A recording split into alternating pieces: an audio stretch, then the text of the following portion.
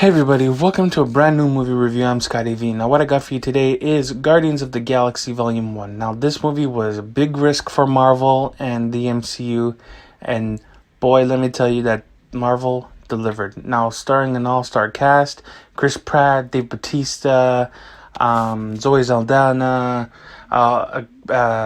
Rocket as or Bradley Cooper as Rocket, and Vin Diesel as Groot. Now the whole bunch of these guys were basically thieves and doing their own thing. Gamora obviously worked for Thanos, and in this movie we get our first look at the big purple mad titan Thanos himself, played by Josh Brolin. Also, this film just basically shows a whole bunch of a-holes, as the film calls it, coming together. First they get arrested and get put into the same prison, and also they break out, and Ronan, who is the main villain, is looking for the Power Stone. And the whole film is they have to retrieve the orb because there's something special inside the orb, and Quill was trying to sell it, but nobody wanted it because Thanos was involved, and Ronan, they're like, hell no, we're not dealing with this. So basically Ronan knows where the orb is, so he went to go get the orb because he is working for Thanos, and Thanos is already collecting the Infinity Stones to achieve his master plan.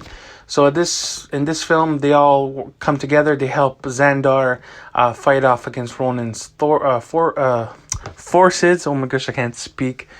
They all come together to help save Xandar. And the way this film ended was pretty hilarious. It was a dance-off, which will come later on and bite them in the ass with that comment. So let's talk about the CGI.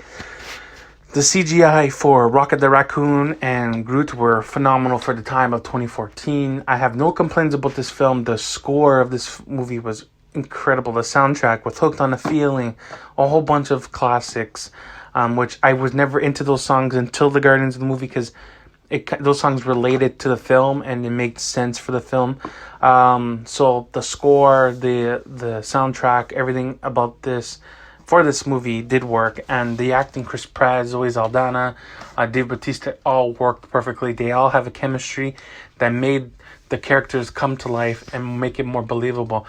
Unlike some unrealistic Marvel movies in the past, prior to Iron Man, you would get some weird acting, like what the hell is going on? So CGI was great, acting was great. I believe the acting.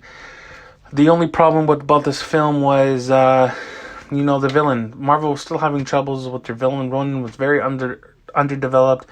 His goal was he was trying to collect the Power Stone for Thanos before he realized what it actually was. And then when he got it, he was all powerful, but he obviously ended up losing that battle because the Guardians had a dance-off, which was a distraction. So, and we also learned that Peter Quill is half celestial, so it means we don't know who his father is. But time of this recording now, we know who his father is, but we don't know who his father is at this time. Yondu was in this film, played by Michael Rooker.